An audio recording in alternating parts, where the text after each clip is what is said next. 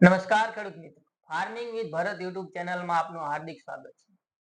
અલગ અલગ વિડીયોમાં આપણે હાલ આઈ ખેડૂતના અલગ અલગ સાધનોની સબસિડીને લગતા વિવિધ પ્રશ્નોને નિરાકરણ લાવવાનો પ્રયત્ન કરતા હોય છે. આજે પણ આપણી સાથે પ્રગતિશીલ ખેડૂત સહદેવસિંહ ચૌહાણ છે, જે અલગ અલગ યોજનાના અલગ અલગ પ્રશ્ન પૂછશે, જેના આપણે જવાબ આપવાનો પ્રયત્ન કરીશું.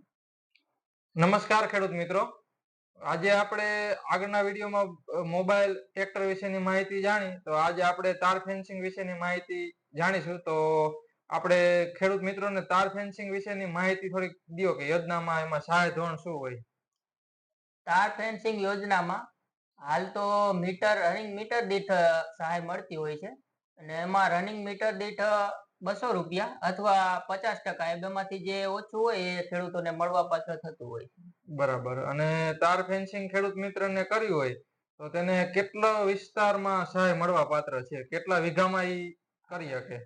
હા, તાર ફેન્સિંગ માટે ઓછામાં ઓછું 2 હેક્ટર એટલે કે 12.5 વીઘા તો હોવું જોઈએ. એમ એક ખેડૂતનો જો 12.5 ન થતું હોય તો બાજુના જે ખેડૂત હોય એને સાથે ભેગા મળી ક્લસ્ટર બનાવી અને 12.5 થી ઉપર ગમે એટલું હાલે, 12.5 તો મિનિમમ જોશે જ, એમ એટલે 2 હેક્ટર જોઈએ. એટલે એક ખેડૂતને પોતાને 12 વીઘા પૂરું ન થતું હોય અને 6 વીઘા હોય તો બાજુમાં બીજો ખેડૂત હોય તો એને 6 વીઘા જેવું હોય તો બંને ભેગા થઈને ભેગી અરજી કરી શકે.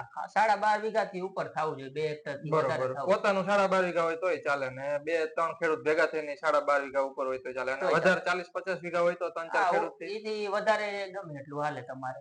બરાબર.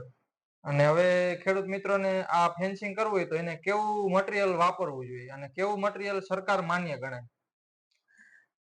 તાર ફેન્સિંગ માં તો જે મટીરીયલ આપણે વાપરી એ મટીરીયલ એમ કે આઈએસઆઈ ના માર્કા વાળું હોવું જોઈએ, અને પાકા બિલ વાળું મટીરીયલ હોય એ જે મટીરીયલ એમ કે તાર ફેન્સિંગ માં તારનું અને થાંભલાના પાકા બિલ જરૂર પડતા હોય, એટલા માટે પાકા બિલ વાળું જીએસટી ના બિલ વાળું મટીરીયલ જ આપણે વાપરવું.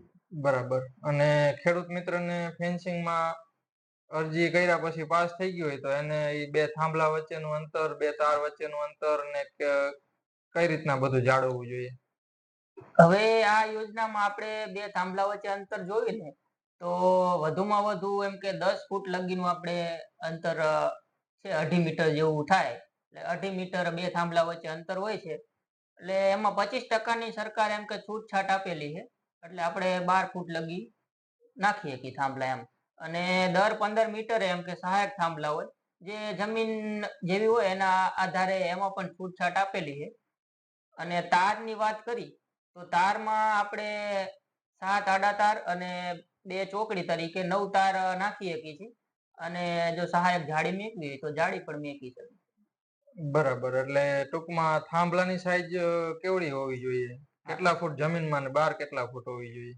થાંભલાની સાઈઝ 8 ફૂટ હોવી જોઈએ, જેમાં 2 ફૂટ આપણે જમીનમાં નાખી, અને જો જમીનમાં આપણે સિમેન્ટ થી કરતા હોય તો સિમેન્ટ થી પુરાણ કરીએ કે એમ, અને 6 ફૂટ જેવું બહાર આપણે રાખવાનું થાય થાંભલાને એમ. બરાબર. 2 ફૂટ જમીનની અંદર ને 6 ફૂટ બહાર ને એમાં ટોટલ 8 ફૂટ હોવું જોઈએ. 7 તાર 7 તાર અને અને 2 2 ચોકડી. ચોકડી. એવી બરાબર. અને રીતનું સાથે કરીએ જાળી છીએ. મૂકવી તો જાળી તો પણ મૂકી વિકલ્પ શકીએ. તરીકે જાળી મૂકીએ કે આપણે 3 ફૂટ કે એનાથી વધારે જાળી રાખીએ. બરાબર. અને આ તાર ફેન્સિંગ યોજનામાં ફોર્મ ભરવા માટે કયા કયા ડોક્યુમેન્ટ જોઈએ?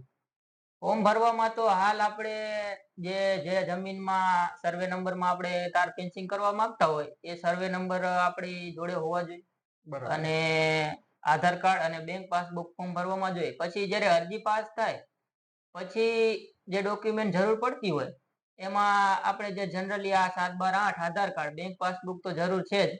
એના સિવાય તારના અને થાંભલાના જીએસટી વાળા પાકા બિલ, જેમાં તારની સાઈઝ લખેલી હોવી જોઈએ, થાંભલાની સાઈઝ લખેલી હોવી જોઈએ, અને એના સિવાય આપણે જે મજૂરી લાગતી હોય મજૂરીના આપણે વાઉચર મેકીએ છીએ.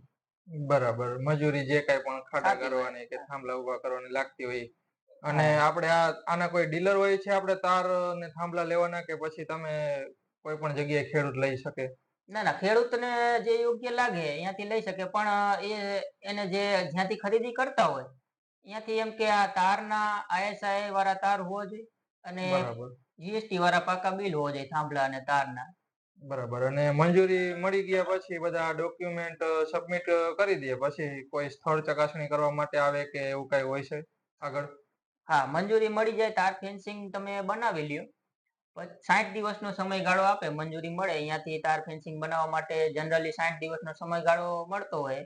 એમાં જે તાર ફેન્સિંગ આપણી બની જાય પછી જે આપણે ક્લેમ રજૂ કરવાનો હોય, આપ જે ડોક્યુમેન્ટ મેં વાત કરી એ બધા ડોક્યુમેન્ટની એક ફાઇલ બનાવી અને જે નજીકની કચેરી હોય, આપણે તાલુકા પંચાયત કચેરી અથવા તો ગ્રામ સેવકને રજૂ કરવાના હોય. અને ત્યારબાદ એ જે કાગળિયા વેરીફાઈ કરી અને સ્થળ ચકાસણી માટે આવતા હોય અને ઓનલાઈન જે એમને ચકાસણી કરવાની થતી હોય એ ચકાસણી કરતા હોય. બરાબર, ચકાસણી કરીને ઓકે કરે પછી પેમેન્ટ એનું ડન પછી થાય ઓકે આગળ. કરે પછી આગળ ક્લેમ જેવી રીતે આગળ જાય પછી પેમેન્ટ થતું હોય. બરાબર. તો જોયું ને ખેડૂત મિત્રો, આપણને આજે તાર ફેન્સિંગ વિશેની માહિતી સંપૂર્ણ યોગ્ય રીતે આપી. તો આવા જ આગળ આપણે નવા વિડીયો મૂકેલા છે અને આગળ મૂકતા રહીશું. અને આગળનું હવે આપણને ભરતભાઈ કહેશે. તો આવી જ વિવિધ યોજનાને લગતા જે પ્રશ્નો ખેડૂતોને ઉદ્ભવતા હોય એના જવાબ માટે આપણે વિડીયો બનાવતા હોય. તો એના માટે આપણે જો આપને પણ કોઈ એવો સવાલ હોય, એવો પ્રશ્ન હોય તો કોમેન્ટમાં જણાવી શકો અને અમારા વિડીયોને લાઈક કરો, ચેનલને સબસ્ક્રાઇબ કરો, જેથી આ વિગતવાર વધુ માહિતી તમને મળી રહે. જય જવાન, જય કિસાન. જય જવાન, જય કિસાન.